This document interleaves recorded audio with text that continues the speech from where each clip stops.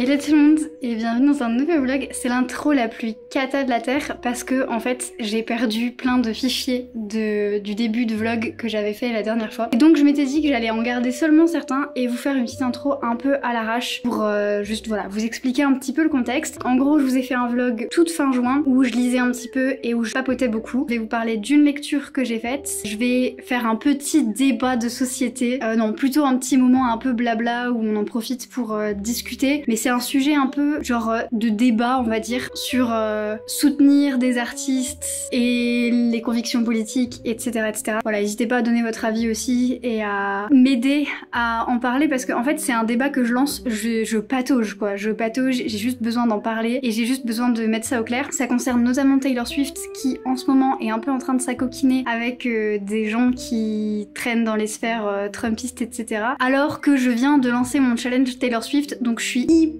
mal à l'aise en ce moment sur ce sujet là et je sais pas quoi faire et comment le dialoguer donc n'hésitez pas, voilà il y a des chapitrages de toute façon vous irez voir. Je vous souhaite quand même une bonne vidéo, elle aura pas du tout la tronche je pense d'une vidéo habituelle mais écoutez c'est comme ça, j'ai perdu vraiment la moitié des rushs que j'avais pris, c'est pas grave, on fait avec. N'hésitez pas aussi d'ores déjà à vous abonner, à liker et à commenter et on se retrouve tout de suite pour discuter.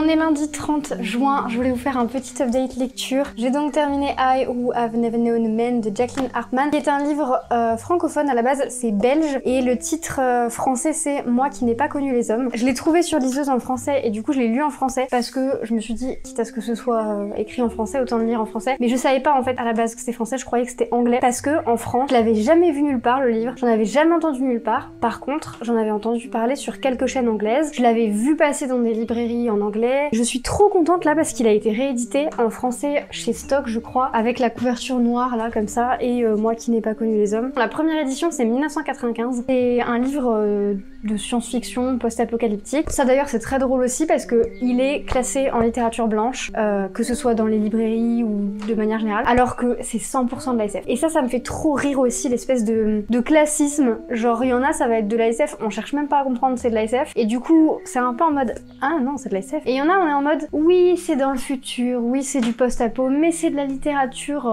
c'est de la fiction littéraire, c'est de la littérature blanche, c'est de... Je comprends pas trop comment se fait cette distinction, qui est très très arbitraire je trouve. À savoir aussi que c'était classé horreur aussi de ce que j'avais cru comprendre. Je trouve que c'est pas le pire de l'horreur que j'ai pu lire, parce que voilà ces derniers temps je commence à avoir une petite échelle pour pouvoir dire voilà lequel est pire. En fait, il n'y a pas beaucoup d'horreur physique je trouve, genre on va pas voir des mutilations, du sang, du gore et tout, mais il y a des cadavres, mais on les voit pas se faire tuer, on imagine. Et c'est peut-être quelque part pire, parce que selon l'imagination, selon ce qu'on est prêt à imaginer et tout. Et il y a pas mal de violences morales et psychologiques, donc ça c'est aussi genre horrible, ça tombe aussi dans le pendant horreur, mais il n'y a pas de détails glauques, gore ou quoi, enfin je sais pas si vous comprenez ma distinction. L'histoire nous est racontée dans un format un peu journal, par notre protagoniste qui n'est pas nommée autrement que la petite. Quand elle nous raconte tout ça, elle est dans son présent à elle, c'est le futur par rapport à ce qu'elle nous raconte. Donc on sait déjà qu'elle s'en est sortie. Mais la question c'est comment, où est-elle, que fait-elle, que se passe-t-il et que s'est-il passé avant. Et donc ce qu'elle nous raconte c'est que elle était avec 39 femmes dans une cage, dans une espèce de sous-sol, il n'y avait aucune lumière naturelle et leur rythme leur était imposé sous forme de lumière qui s'allume et s'éteigne pour simuler jour-nuit, de manière totalement irrégulière. Les repas étaient également donnés de manière assez irrégulière. Elles n'avaient pas le droit de se toucher, pas le droit de pleurer, pas le droit de faire de l'exercice. Elles étaient très limitées, pas le droit de rester éveillées quand les gardes avaient prétexté la nuit. Et elles étaient constamment gardées par 3 hommes qui faisaient des roulements, c'était pas toujours les 3 hommes, qui n'hésitaient pas à user de leur fouet, pas sur elles mais à côté, en mode dressage, si jamais elles outrepassaient certaines choses qu'elles avaient le droit ou pas le droit de faire. Ces femmes-là ne savaient pas pourquoi elles étaient là. Le truc c'est que celle qui nous raconte, c'était une enfant quand elle est arrivée, et les autres c'était déjà des adultes. Donc il y a un espèce de creux qui s'est instauré entre elles. Et personne n'arrivait à comprendre pourquoi il y avait une enfant avec des adultes, qu'est-ce qui s'est passé. De la même manière, personne n'arrivait à se souvenir de ce qu'elles foutaient là, qui les a mis là, pourquoi, comment, dans quelles circonstances. Le groupe de femmes adultes, elles avaient des souvenirs de la vie d'avant et du monde d'avant, ce qui les rendait extrêmement mélancoliques de ce qu'elles avaient perdu, mais qui en même temps leur permettait de créer un lien entre elles en parlant de leurs souvenirs, du monde d'avant, de ce qu'elles avaient perdu. Alors que la jeune, elle a probablement été mise là quand elle était très jeune, probablement 5-6 ans, donc elle a aucun souvenir de avant, et donc elle se sent exclue du groupe, et assez différente. Il y a pas mal de choses qu'elle ressent pas pareil, qu'elle n'arrive pas à discuter pareil, et qu'elle n'arrive fondamentalement pas à comprendre parce que c'est des choses qui ont juste lieu dans une société telle qu'on la vivait avant. Il y a déjà ce truc où elle se sent exclue à ce niveau-là. Sauf que comme tout ce qu'elle a connu c'est la cage, il y a des choses qu'elle perçoit ou vit différemment qui peut-être sont la clé pour leur survie et pour leur permettre de quitter cette cage étrange. Donc j'en dis pas plus à ce moment-là. Je trouve que le livre est incroyable sur tous les points, vraiment ça a été un coup de cœur, ça a été une claque. Je l'ai pas lu d'une traite parce que j'ai eu un week-end chargé, mais j'aurais franchement pu. Il est très court et on a envie de le défoncer d'un coup. C'est trop bizarre parce que en même temps il se passe rien, genre elles sont dans la cage, il se passe pas 3 milliards de trucs, et en même temps il se passe énormément de choses. Il y a énormément de choses à raconter, l'autrice a énormément de choses à dire, c'est trop bien. Et elle a plein de questionnements hyper intéressants sur, par exemple, la petite fille, donc elle a plus rien, hein, ils ont pas d'intimité, elle a aucun souvenir, elle a aucune possession. Et du coup, la seule chose qui lui reste, c'est ce qui se passe dans sa tête. Donc elle commence à se faire des petits films, à s'imaginer des trucs, avec le peu de choses qu'elle peut s'imaginer, parce qu'elle a un univers qui est extrêmement petit. Elle connaît que la cage, elle connaît que ses femmes et les gardes. Donc avec ça, elle se fait des petits films et elle se fait un petit monde dans sa tête et ça lui permet de se faire du bien pendant quelques instants. Les autres femmes sont en mode mais c'est quoi, qu'est-ce que tu fais? Et elle dit rien, j'ai un secret. Et les autres femmes sont agacées qu'elle ait un secret. Comment c'est possible qu'elle ait un secret? Qu'est-ce qu'elle peut avoir de secret, elle qui ne connaît rien, que ces femmes ne puissent pas connaître? Je trouve ça trop génial cette réflexion de dire même quand on n'a plus rien, quand on a essayé de tout nous prendre, il nous reste encore ce qu'on a là-dedans. Alors bon, des fois il y a des formes de torture mentale, psychologique et tout, on est bien d'accord que ça peut fuck up aussi le cerveau. Mais en tout cas, j'aimais bien le fait de se dire que il y avait encore cette opportunité de se réfugier là-dedans et que là-dedans, ça pouvait rester à nous. C'était quelque chose qui était secret à nous. Bon, c'est là que les livres de SF type Police de la pensée et tout, ça fait un peu flipper parce que du coup, ça vient jouer avec cette frontière-là. Mais en tout cas, dans ce livre-ci, c'est très intéressant. Il y a aussi toute une réflexion très intéressante sur ce que c'est que d'être femme, parce que du coup, elle a jamais eu ses règles comme elle a vécu de manière très prison et malnutrition, etc. Très très jeune. Son corps s'est pas développé pareil, donc elle a eu une puberté qui a été très étrange, elle a très peu de poitrine, elle a un petit peu de poils, mais pas non plus des tonnes, et elle a pas de poitrine, pas eu ses règles. Et donc il y a beaucoup ce questionnement de qu'est-ce qui fait d'elle une femme quand même, et qu'est-ce qui fait d'elle une femme sachant qu'elle n'a jamais connu les hommes, et qu'elle connaît pas l'amour, qu'elle connaît pas le désir, et toutes les autres femmes lui parlent, ça a été écrit en 1995, faut aussi se dire ça, mais toutes les autres femmes lui parlent de leur mari, de leur amant, de leur rôle de mère, de plein de choses qu'elle n'a pas connues et connaîtra jamais. Et du coup, elle a que ces modèles-là. Donc comment est-ce qu'on se construit différemment des modèles qu'on connaît? Et comment est-ce qu'on se construit en tant que femme quand tout le monde nous dit que être femme c'est ceci? Je trouvais, bon là j'extrapole peut-être un peu, mais du coup je trouvais qu'il y avait un début de réflexion là-dessus qui était très intéressant.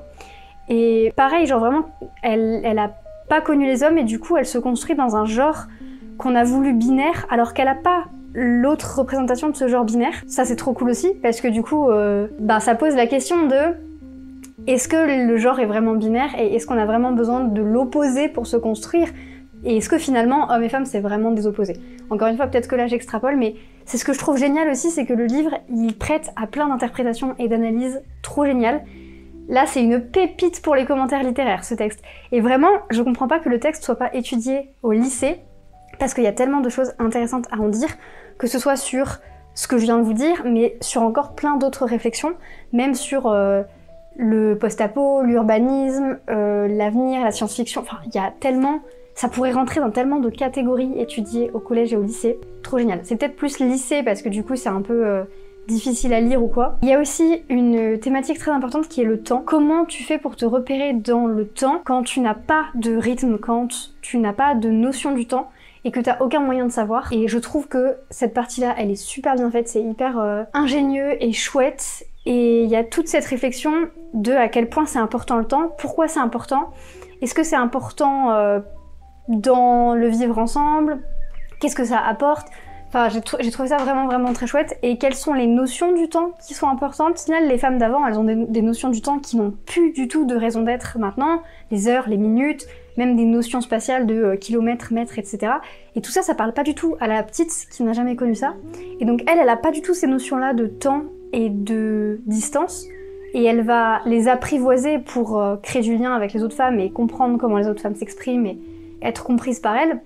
Mais tout ça, ça n'a pas du tout de sens pour elle. Et elle a complètement d'autres notions du temps qui lui sont propres à elle. Je trouve ça trop génial. Et il y a aussi toute une question de qu'est-ce que c'est qu'être un être humain.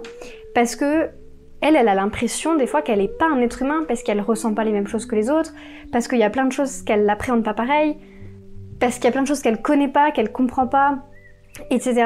Et il y a ce truc de on est 39 à être en mode c'est ça être un être humain.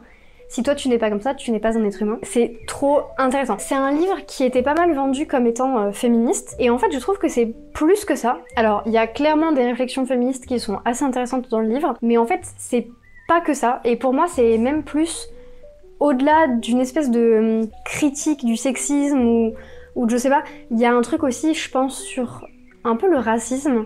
Je sais pas si là c'est moi qui vais trop loin ou pas, dites-moi, mais comment vous en parlez sans vous spoiler? Soit le racisme, soit aussi une espèce de... Enfin moi ça m'a beaucoup fait penser à une fin du monde qui est moins axée sur juste la haine des femmes que la haine d'un groupe en particulier, d'un groupe de personnes, d'une partie de la population, plus que juste dire c'est les femmes, etc. Je sais pas si c'est clair, mais ça m'a fait penser à ça, et du coup je trouve que ça va plus loin guillemets, que juste le féminisme, mais c'est aussi genre, c'est juste de l'humanisme quoi à ce niveau-là je trouve. C'était trop génial, et l'ambiance post-apocalyptique, c'est 100% ce que j'aime. La caméra avait plus de batterie, mais de toute façon j'avais terminé de parler du bouquin, et juste vraiment gros coup de cœur, j'ai adoré, ce livre va me marquer pendant longtemps je pense, donc je vous le recommande vraiment, il se lit très vite. Je voulais juste en profiter pour faire une petite parenthèse, j'ai sorti mon challenge sur Taylor Swift, n'hésitez pas à aller le voir, on va trop s'amuser, ça va être trop cool. Et il y a quelqu'un qui m'a laissé un commentaire, et au moment où j'ai voulu y répondre, je crois que la personne a supprimé le commentaire, donc si jamais tu te reconnais par ici, n'hésite pas, même si t'es pas à l'aise par commentaire, à m'envoyer un petit DM sur Insta ou n'importe,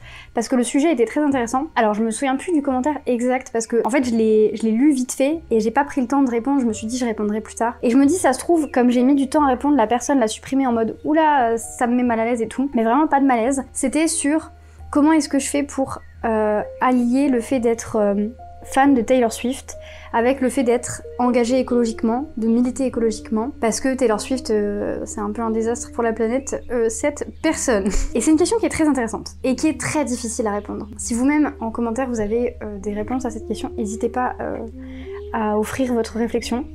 Et ça me fait un peu penser au débat aussi, comment on fait pour être fan d'Harry Potter tout en soutenant les personnes trans et en ne voulant pas soutenir J.K. Rowling qui est transphobe. Et ça c'est une question qui m'a arraché le cerveau pendant quelques mois là, il y a l'année dernière. Et aujourd'hui je suis arrivée en paix avec le fait que je suis quand même fan de l'univers d'Harry Potter, c'est un univers qui me plaît, qui me fait du bien. Après, je pense que je suis quand même vachement moins fan qu'avant, et ça a beaucoup joué le fait que je me rende compte que c'est pas non plus l'univers hyper inclusif et tolérant que j'imaginais. Mais du coup, je suis quand même fan, mais j'essaye de ne plus lui donner d'argent, de ne plus la financer. Par exemple, le jeu vidéo, j'y ai joué mais en version piratée. La série, je pense que pareil, je la téléchargerai. Comme ça, je peux quand même consommer le contenu, mais il n'y a pas d'argent qui arrive chez cette personne. Je sais que c'est horrible parce qu'il y a aussi des développeurs qui ont bossé dessus, des acteurs, des réalisateurs, des choses comme ça.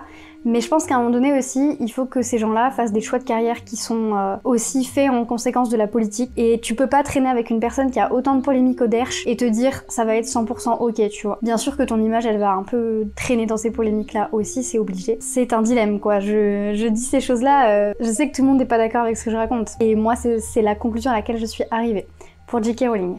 Après, j'ai encore du merch Harry Potter.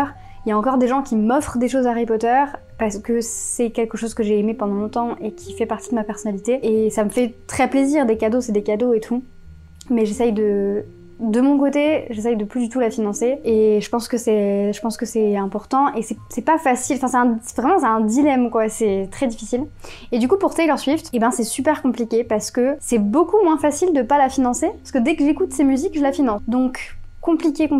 Pour le coup, j'achète pas beaucoup de merch, enfin j'ai acheté un pull et c'est tout et j'ai été que à un de ses concerts. Mais clairement, je pense que je la finance quand même pas mal, la Miss. Parce que il y a le concert, il y a... quand j'ai été voir au cinéma le film du concert, quand j'écoute ses musiques, voilà, tout ça c'est tous des moments où je lui file du fric. C'est horrible parce que il y a plein de moments où je trouve que c'est une bonne personne, Taylor. Elle a l'air d'avoir des valeurs quand même qui sont cool. Et le problème, c'est vraiment ce truc-là écologiquement. Et d'un autre côté, c'est tellement intrinsèquement lié à son métier de pouvoir voyager, de faire des tournées, de produire beaucoup. C'est horrible, mais d'un autre côté, elle a tellement de thunes que là, elle est pas obligée de continuer à faire autant de merch et autant de tournées tout le temps et tout. Enfin, je sais pas, c'est vraiment une question hyper compliquée. D'un côté, c'est impossible d'être parfait quand on milite ou quoi. Il y a forcément des trucs qu'on fait qui sont pas écolo à 100% et tout, et je pense que l'important c'est d'en avoir conscience et de limiter quand même, parce que c'est trop facile de dire oui mais personne n'est parfait et de faire de la grosse merde, ça c'est trop facile, je déteste cet argument, vraiment je suis pas fan du tout de oui personne n'est parfait donc moi je peux niquer la planète sur tel aspect, c'est bon, et ça j'aime pas trop, mais d'un autre côté faut pas non plus qu'on se shame, enfin c'est hyper difficile, en fait j'arrive pas à répondre parce que c'est difficile, et là ça vient vraiment en plus toucher un point un peu sensible parce que c'est facile par exemple de je sais pas, exemple, c'est facile de devenir végane quand déjà on n'aimait pas la viande, tu vois. Moi quand je suis devenue végétarienne, ça m'a demandé zéro effort parce que j'aimais pas la viande. Et donc, oui, c'était un truc écolo, mais d'un autre côté ça m'a demandé zéro effort. Mais par contre c'est moins facile de faire des démarches écolo quand ça me demande de l'effort. J'achetais beaucoup de fringues pour le coup, et arrêter d'acheter autant de fringues en fast fashion et de me tourner vers la seconde main et d'acheter beaucoup moins, de moins consommer de fringues, ça a été beaucoup plus dur pour moi. Et du coup ça m'a demandé vraiment une réflexion, c'était terrible quoi. Je pense que les trucs qui nous touchent comme ça, personnellement c'est plus difficile. Et Taylor Swift, il y a vraiment un truc de... Elle m'aide dans chaque moment où je suis anxieuse, dans chaque moment où je me sens pas bien. Il y a tout un moment où je me dis, qu'est-ce qu'elle ferait Taylor Swift ? Comment elle réagirait? Est-ce qu'elle lâcherait l'affaire ou est-ce qu'elle continuerait? Et ça me donne du courage, c'est vraiment débile mais ça me donne du courage. Ou alors je me dis je me sens pas bien, je vais juste écouter une musique que je connais par cœur et qui va du coup me faire du bien. Mais c'est vrai que écologiquement c'est un désastre. C'est très difficile de jongler entre eux. Ça me fait du bien mais c'est une catastrophe écologique et franchement... L'année dernière, je me suis pris la tête par rapport à J.K. Rowling sur tous ces trucs-là. Et donc là, cette année, c'est beaucoup sur Taylor Swift. Et puis en plus, ces derniers temps, elle est pas mal dans des mini-polémiques sur les gens avec qui elle traîne, qui sont ou ne sont pas de droite, qui sont ou ne sont pas des supporters de Trump. Et du coup, ça me pète le crâne, quoi, parce que je sais que elle supporte pas ces choses-là directement, mais est-ce qu'elle a conscience que de traîner avec ces gens-là, ça envoie cette image-là? Enfin, super difficile. Et j'avais une pote qui disait que fallait pas que tout soit politique, que tout n'était pas politique, qu'il faut arrêter avec ça et que on peut très bien parler à des gens sans que tout soit politique, on peut traîner avec des gens qui n'ont pas nos opinions politiques, etc. Et en fait, je crois que je suis pas d'accord avec l'idée parce que pour moi, tout est politique, l'intime est politique, le privé est politique, la culture c'est politique, l'argent c'est politique, l'économique, ce que tu fais de ton argent, ce que tu dis de l'argent des autres et de comment ils le dépensent, c'est politique. Les gens que t'as autour de toi, les proches, les gens dont tu t'entoures, c'est politique aussi, ça dit quelque chose de toi. Les gens que tu tolères pas, les blagues auxquelles tu rigoles, ça dit quelque chose de toi. L'humour, c'est politique. Enfin, je trouve qu'au final, il y a tellement de choses qui sont politiques que c'est pas possible de dire qu'il faut juste vivre sa vie sans que ce soit politique. Et encore plus en 2025, où on n'arrête pas de faire des pas en arrière sur les droits humains. Il y a des galères partout dans le monde, il y a le réchauffement climatique. Donc pour moi, oui, on est aujourd'hui à une époque où tout est politique. De la musique que tu écoutes, à la conversation badine que tu vas avoir avec un collègue, aux blagues auxquelles tu rigoles, à ce que tu consommes, tout est politique. D'avoir ce discours de « faut arrêter de dire que tout est politique et moi je veux pas être politisé », en soi, c'est cautionner quelque chose et c'est politique. Après c'est mon avis et je sais que c'est juste mon avis et je sais qu'il y a plein de gens qui sont pas d'accord avec ça et voilà. Mais du coup ça va jusqu'à la musique qu'on écoute est politique et les artistes qu'on suit c'est politique. Et du coup ça fait un peu chier et c'est un peu compliqué. Donc quelque part je suis contente d'avoir pas eu à répondre à ce commentaire à l'écrit et de pouvoir y répondre là, donc j'espère que la personne qui a laissé le commentaire voient ce blabla aussi, parce que j'aurais pas réussi à l'écrit à dire tout ça. Tout ça pour dire, je sais pas, je suis complètement paumée, ça me pète le crâne d'y penser, et je vis constamment avec beaucoup de culpabilité de choses que je fais et qui sont pas bonnes pour l'environnement, mais que j'arrive pas à ne pas faire, que j'arrive pas à m'empêcher de faire, ou que simplement la société m'empêche de faire autrement, de personnes que je n'aide pas et que j'aimerais aider plus, de problèmes dans le monde, et du fait juste de me sentir triste de cette situation alors que genre je suis pas à plaindre concrètement. Bref, j'ai beaucoup de culpabilité et c'est des sentiments avec lesquels j'ai du mal à vivre au quotidien. Quand j'essaye de pas regarder les infos et tout pour pas être trop anxieuse, je vis quand même avec la culpabilité de me dire t'es en train d'invisibiliser ce qui se passe dans le monde et t'es en train de faire la meuf en mode haha je ne vois pas, ça n'existe pas, alors que ça existe et que des gens en souffrent. Donc bref, horrible, super dur. Je sais pas si comment vous faites, comment vous gérez tout ça, voilà. L'avenir m'angoisse et je vous envoie plein de love et c'est tout.